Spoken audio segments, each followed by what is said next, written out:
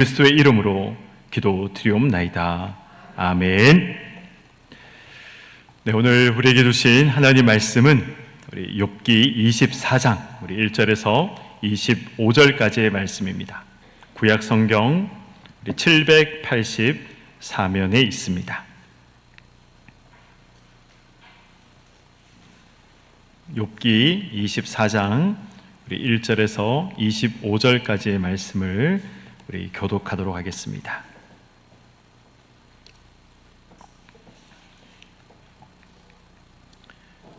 제가 먼저 읽겠습니다.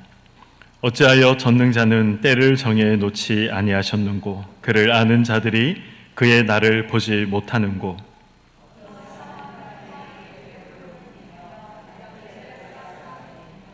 고아의 나귀를 몰아가며 과부의 소를 볼모 잡으며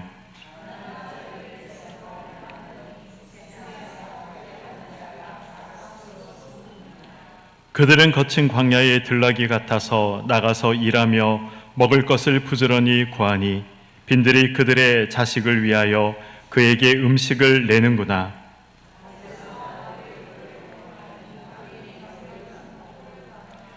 의복이 없어 벗은 몸으로 밤을 지내며 추워도 덮을 것이 없으며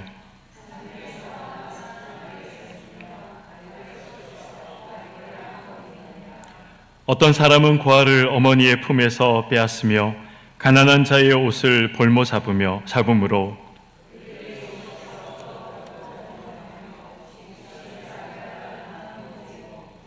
그 사람들의 담 사이에서 기름을 짜며 목말라 하면서 술틀을 밟느니라.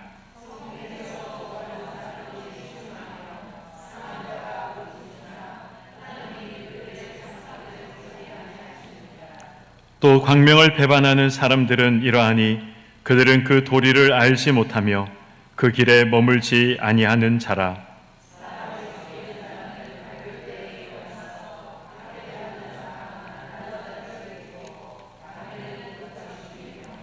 간음하는 자의 눈은 저물기를 바라며 아무 눈도 나를 보지 못하리라 하고 얼굴을 가리며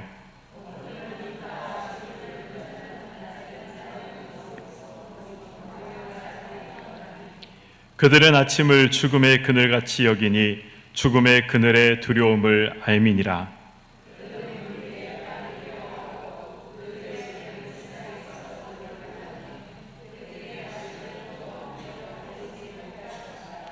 가뭄과 더위가 눈 녹은 물을 곧 빼앗나니 수월이 범죄자에게도 그와 같이 하느니라.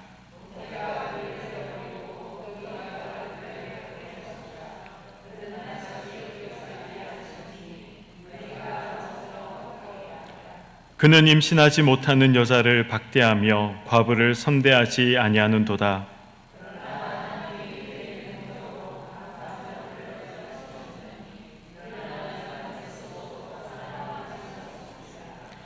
하나님은 그에게 평안을 주시며 지탱해 주시나 그들의 길을 살피시도다.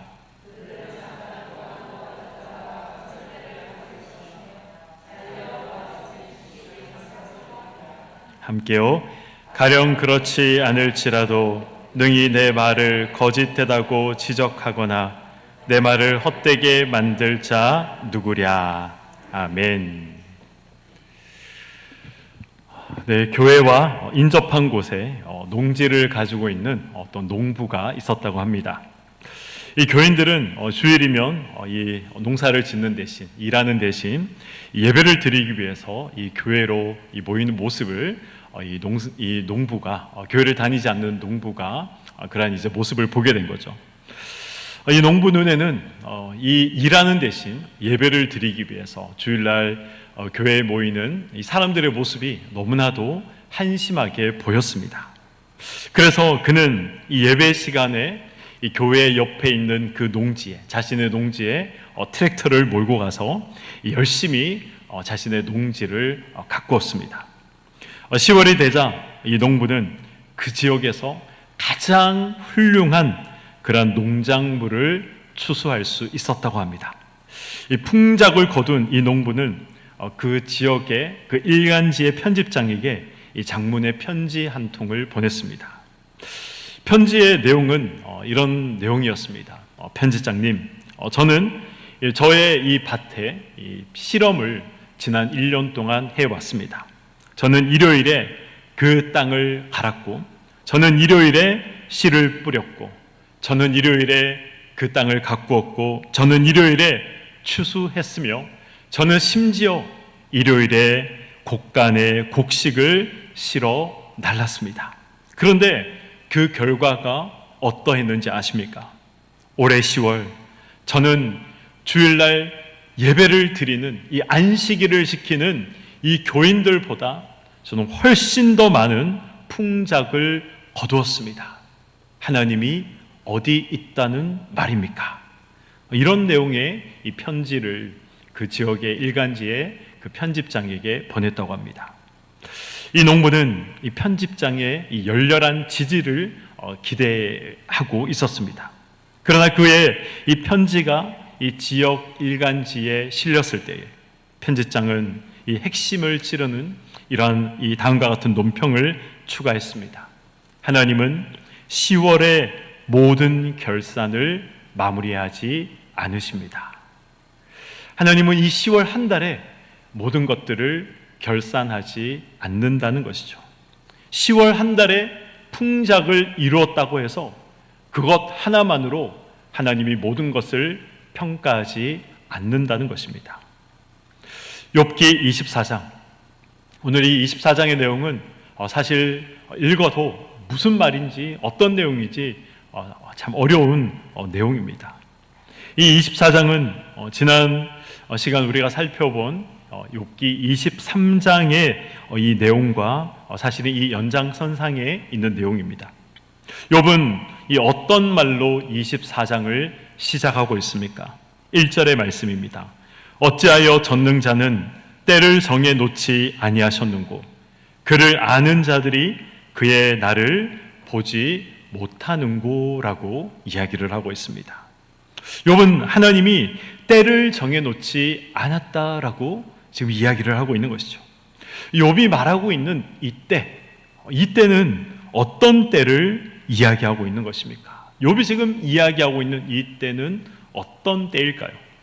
바로 상과 벌을, 하나님께서 상 주시는 때와 하나님이 벌 주시는 때, 그 때를 이야기하는 것입니다.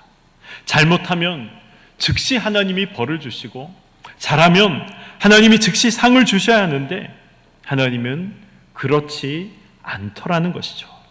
그래서 그 때를 잘 모르겠다라고 지금 욥이 이야기를 하고 있는 것입니다. 그래서 어떤 일이 일어나게 되는 것입니까? 2절에서 4절의 말씀입니다. 어떤 사람은 땅의 경계표를 옮기며 양떼를 빼앗아 기르며라고 이야기합니다. 이 사람들이 한 치의 땅이라도 더 빼앗기 위해서, 이 더 차지하기 위해서 약자의 땅을, 그리고 또 약자의 양떼를 빼앗는다라고 이야기하고 있습니다.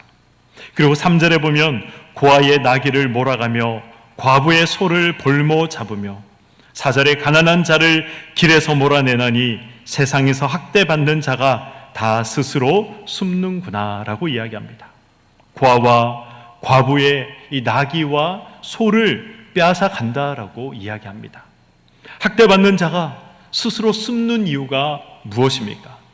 악한 자가 득세하고 있기 때문에.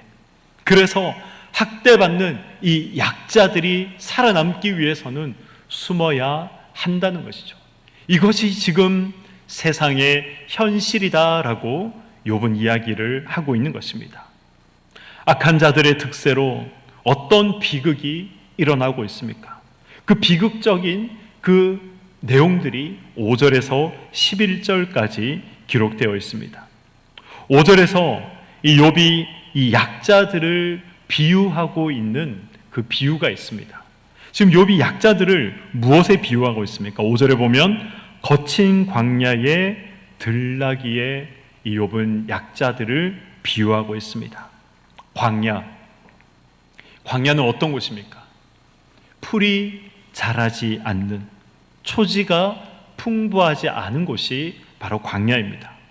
그래서 이 들나귀, 야생의 들나귀들이 먹잇감을 구하는 것이 결코 쉽지 않은 곳이 바로 광야인 것이죠. 부지런히 이곳저곳을 다녀보지만 그러나 먹을 풀이 넉넉하지 않은 곳이 바로 광야의 곳입니다. 그리고 맹수들이 호시탐탐 매복하고 있는 곳이 광야이기 때문에 위험이 항상 도사리고 있는 것이 바로 광야인 곳이죠. 빈들이 그들의 자식을 위하여 음식을 낸다라고 말씀하고 있습니다. 이 의미가 무엇입니까? 이 의미는 이 불모의 이 광야에서 자녀의 양식을 구하기 위해서 광야를 방황하는 이 어미의 상태를 말하고 있는 것입니다. 양식을 구하는데 어떻게 구한다라고 5절에 말씀하고 있습니까? 부지런히 구한다라고 되어 있습니다. 이 부지런하다라는 말이 원어로 어떤 의미가 있을까 살펴보니까 이 새벽까지라는 말이 있더라고요. 새벽까지. 만약에 이 새벽까지라는 말로 이 말을 한번 해석을 한다면 새벽이 되도록, 날이 새도록 음식을 구한다라는 의미가 됩니다. 악인들의 억압 속에서 생존을 위해서 날이 새도록 새벽까지 몸부림치는 이 약자들의 비참한 그러한 삶을 지금 이야기를 하고 있는 것이죠. 또 6절에 보면 남의 꼴을 벤다라는 이 말이 있습니다. 이 말의 의미는 하루하루 입에 풀칠을 하기 위해서 이 악인의 품꾼으로, 악인의 하인으로 그렇게 헐값으로 이 노동력을 착취당하면서 살아간다. 그런 의미가 남의 꼴을 벤다. 더 정확하게 말하면 악인의 꼴을 벤다. 이런 의미가 여기에 있는 것입니다. 그들은 입을 것과 덮을 것이 없어서 밤을 추위에 떨면서 보내야 했습니다. 소나기를 맞으며 바위에서 웅크리고 있어야 했습니다. 왜 이 바위라는 곳은 이 낮 동안 열기를 품고 있는 것이죠. 그래서 비가 내리더라도 그리고 다른 곳보다는 따뜻하게 몸을 데울 수 있는 곳이 바로 바위입니다. 이 소나기를 맞으며 바위에서 왜 웅크리고 있어야 됩니까? 이유가 무엇입니까?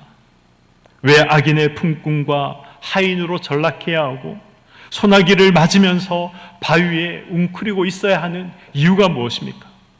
그 이유는 악인들에게 가지고 있었던 그 의식주를 모두 빼앗겨 버렸기 때문에 그렇습니다. 이 말도 안 되는 그런 비극적인 일들이 지금 세상 가운데 일어나고 있다는 것이죠. 말도 안 되는 이 악행과 불의들이 세상 가운데 일어나고 있다라는 것을 욥이 이야기하고 있는 것입니다. 9절 이하에 보면 더욱더 비참한 상황들이 벌어지고 있음을 알 수 있습니다. 이 빚을 갚지 못한 채무자들의 이 자녀들을 담보로 자녀들을 끌고 가고 있는 거죠. 담보로 끌려간 아이들은 어떤 일을 끌려가서 하게 됩니까? 아이들은 곡식을 옮겨야 했습니다. 그런데 이 곡식을 옮기는 이 아이들에게 먹을 것을 주지 않습니다. 기름을 짜게 하고 포도주 틀을 밝게 하면서 그 아이들에게 마실 것을 주지 않아서 아이들은 갈증을 느껴야 했습니다. 죽도록 고생해도 가난하고 약한 자들에게 돌아오는 것은 아무것도 없다. 이것이 바로 이 세상의 악한 자들이 약한 자들에게 행하고 있는 일이다라는 것을 이야기하고 있는 것이죠. 이러한 상황을 보면 화가 나지 않습니까?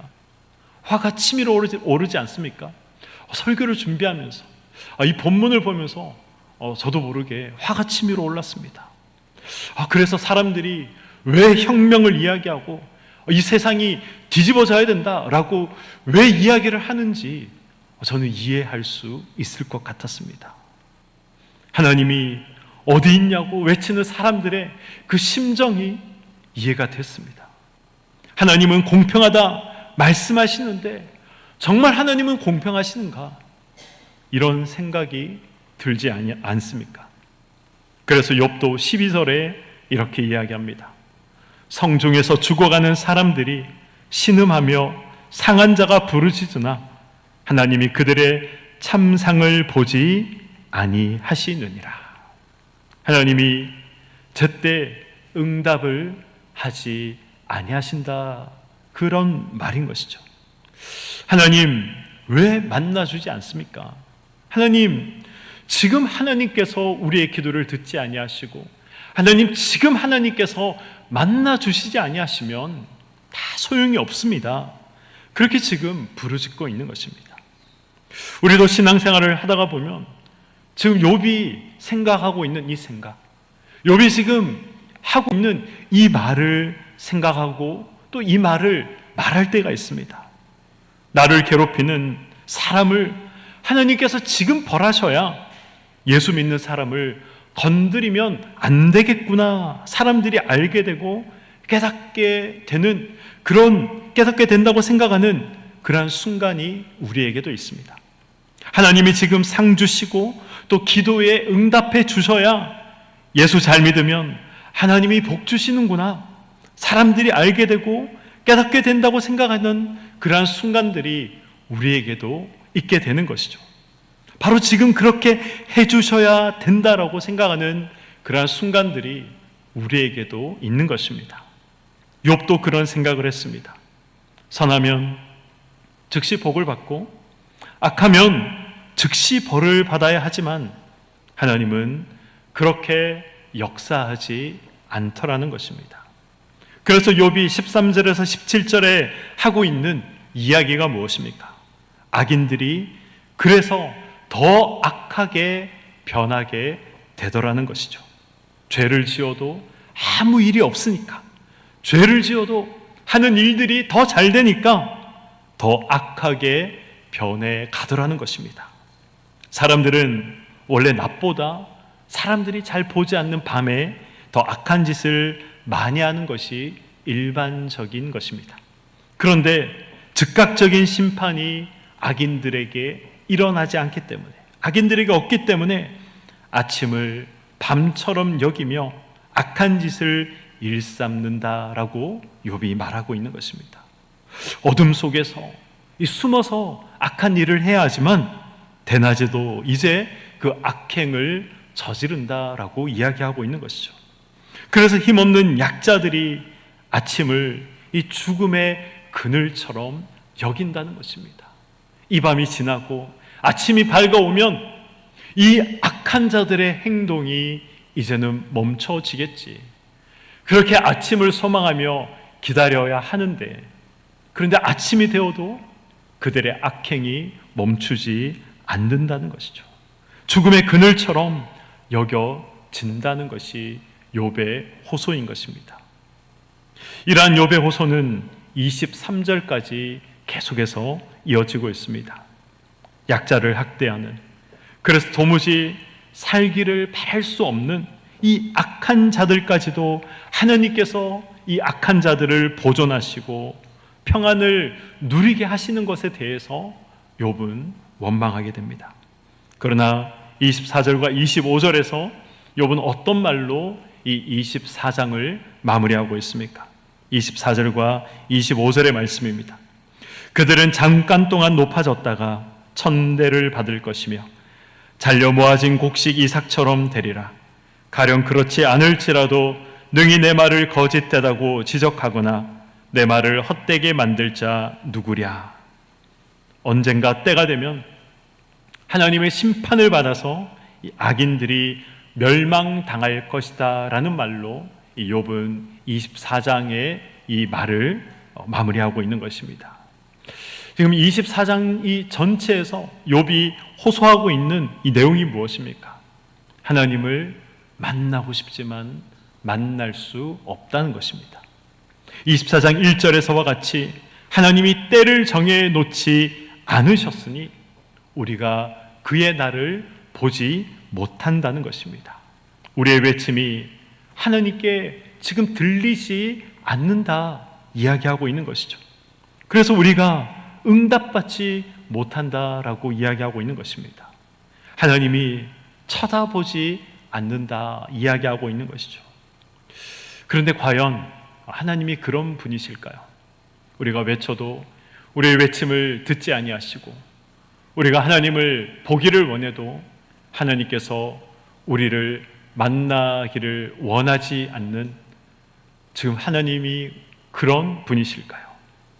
출애굽기 3장에 보면 성경에서 굉장히 유명한 장면이 기록이 되어 있습니다. 어떤 장면입니까? 이 떨기나무에서 모세가 하나님을 만나는 그러한 장면이 이 출애굽기 3장에 기록이 되어 있습니다. 출애굽기 3장 6절에서 7절의 말씀입니다. 또 이르시되 나는 내 조상의 하나님이니 아브라함의 하나님, 이삭의 하나님, 야곱의 하나님이라. 모세가 하나님 배우기를 두려워하여 얼굴을 가리매 여호와께서 이르시되 내가 애굽에 있는데 백성의 고통을 분명히 어떻게 하셨다고 합니까? 보고 그들이 그들의 감독자로 말미암아 부르짖음을 어떻게 하셨다고요? 듣고 그 근심을 알고. 하나님은 이스라엘 백성들의 고통을 보고 듣고 알고, 분명히 하나님은 보고 듣고 아셨다라고 성경은 말씀하고 계십니다. 그래서 하나님은 모세를 선택하시고, 그리고 모세를 이스라엘 백성들 가운데 보내시고, 모세를 지도자 삼아 이스라엘 백성들을 건져내셨던 것입니다. 출애굽기의 하나님은 그런 하나님이셨습니다. 이스라엘 백성들을 보고 듣고 아셨던 하나님이 바로 출애굽기에 기록된 하나님의 모습인 것이죠. 구하는 자들의 기도를 들으시고 그들의 현실을 보시고 형편을 아시는 하나님이셨습니다. 그래서 그들의 삶 가운데 개입하셨던 하나님이심을 우리는 알 수 있는 것입니다.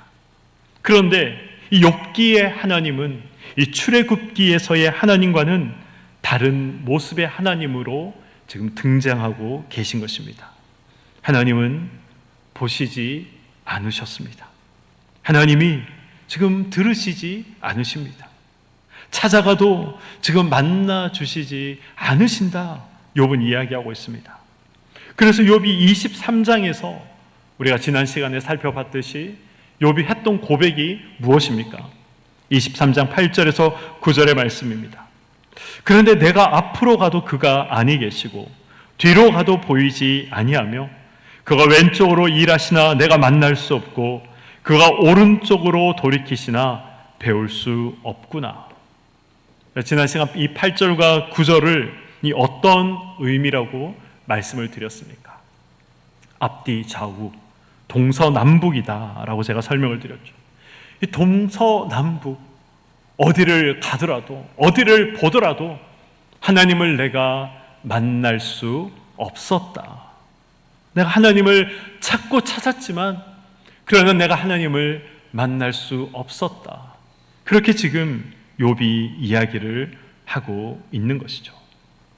그런데 욥이 이렇게 이야기를 하고 난 다음에 전혀 이 앞의 내용과 또 앞의 이 문맥과 맞지 않는, 어울리지 않는 그러한 내용을 이어서 이야기를 하게 됩니다. 욥기 23장 10절에서 14절의 말씀입니다.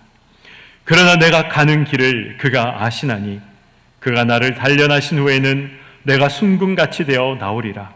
내 발이 그의 걸음을 바로 따랐으며 내가 그의 길을 지켜 치우치지 아니하였고 내가 그의 입술의 명령을 어기지 아니하고 정한 음식보다 그의 입의 말씀을 귀히 여겼도다. 그는 뜻이 일정하시니 누가 능히 돌이키랴. 그의 마음에 하고자 하시는 것이면 그것을 행하시나니. 아멘. 하나님은 우리의 기도와 또 우리의 부르짖음에도 불구하고 하나님의 길을 고집하시는 일이 늘 있다는 것입니다. 우리가 부르짖고 우리가 기도하더라도 하나님은 하나님의 뜻을 이루어 나가신다는 것입니다. 우리는 하나님의 길이 무엇인지, 하나님의 뜻이 무엇인지 알 수 없을 때가 있습니다. 이런 하나님을 발견한 욥이 했던 고백이 무엇입니까? 그는 뜻이 일정하시니 누가 능히 돌이킬 수 있겠는가? 이것이 욥의 고백이었습니다. 다른 말로 하면 하나님은 하나님의 그 목적에 있어서 누구와도 타협하지 않는다는 것입니다.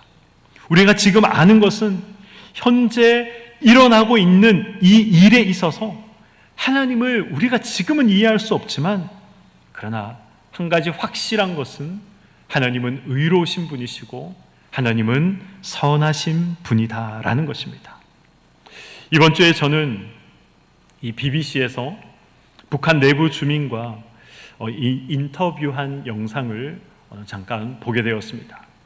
북한의 그 실상에 대해서 인터뷰한 내용이었는데요, 정말 끔찍했습니다. 이 남한 드라마를 보다가 걸렸다고 이 10대의 학생들을 처형하는 그러한 끔찍한 일들이 북한에서 일어나고 있었습니다. 심각한 기근으로 우리가 다 아는 것처럼 정말 아사자들이 우리가 보도는 안 되고 있지만 지금 북한에서는 속출하고 있다고 합니다. 이웃집에서 옆집을 갔더니 일가족이 다 먹지 못해서 시체로 누워있는 그러한 일들이 지금 비일비재하게 일어나고 있다고 합니다. 그런데도 이 핵미사일을 만들기 위해서 혈안이 되어 있는 것이죠. 자기 딸에게만 이 수백만 원짜리 명품 옷을 입히는 이 김정은을 하나님께서 왜 살려두시는가, 이런 의문이 전 자연스럽게 들었습니다. 말이 안 되는 그런 현실을 보면서 왜 하나님은 악인에게 벌을 내리시지 않는가? 왜 의인에게 하나님은 즉시 보상하지 아니하시는가? 우리 역시 가지게 되는 이 질문에 욥기는 이렇게 답을 하고 있습니다. 하나님께서는 하나님의 뜻이 있다는 것입니다. 하나님의 뜻을 누가 돌이킬 수 있겠는가? 그것이 바로 욥기 23장과 24장에서 말씀하고 있는 내용인 것이죠. 삶에 혹시 억울한 일이 있으십니까? 그러면 우리는 억울하게 살아야 할 때가 우리에게 있습니다. 욥기 23장과 24장에서 바로 이 이야기를 우리에게 하고 있습니다.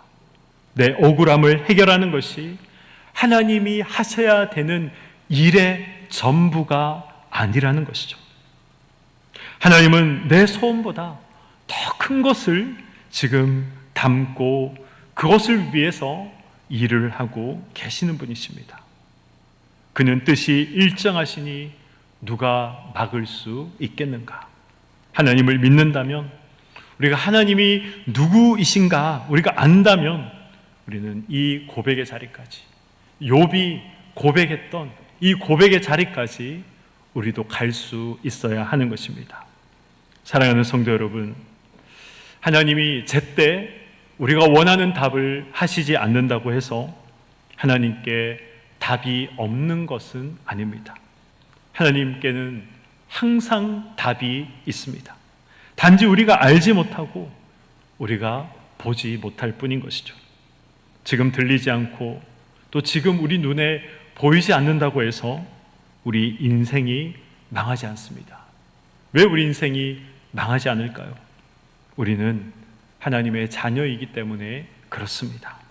우리의 실수와 우리의 실패와 우리의 잘못된 선택까지도 하나님의 은혜와 하나님의 능력으로 다 담아서 하나님은 선으로 바꾸어 나가시는 분이십니다.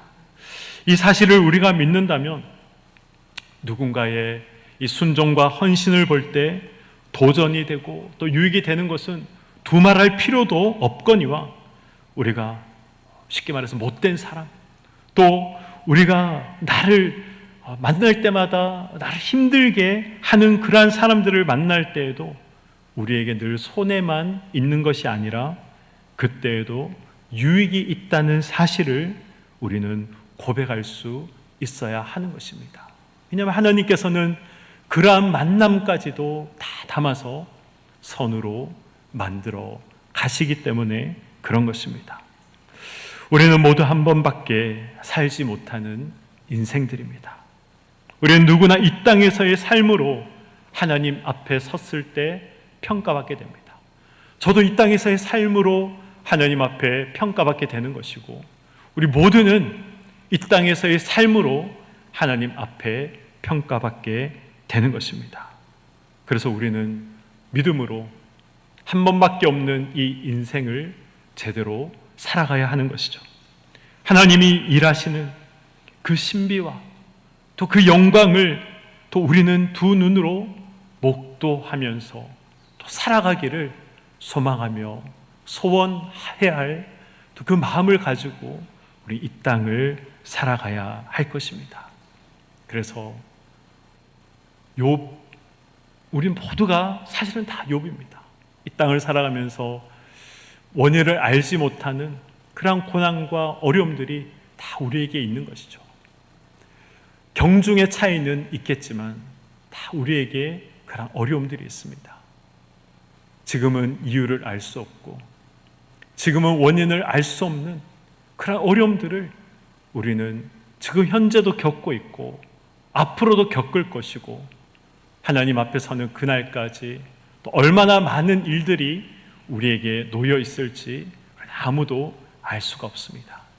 그러나 모든 것이 합력하여서 하나님께서 선으로 만들어 가신다, 이 사실을 우리가 믿는다면, 그래서 하나님께서 우리의 삶을 인도해 나가신다, 이 사실을 우리가 믿는다면 우리는 욥이 고백했던 이제 내가 나의 눈으로 하나님을 봅니다 라는 이 욥기 42장 마지막 장에서의 이 욥의 고백을 우리도 동일하게 할 수 있을 것입니다. 그러한 고백이 우리의 삶 가운데 반드시 있기를 소망합니다. 그래서 하나님께서 보시기에 너무나도 귀한 삶, 그리고 또 하나님 앞에서 너무나도 귀한 삶을 살아가시고 살아내시는 우리 교회 성도님들의 삶이 되시기를 주님의 이름으로 간절히 축원드립니다.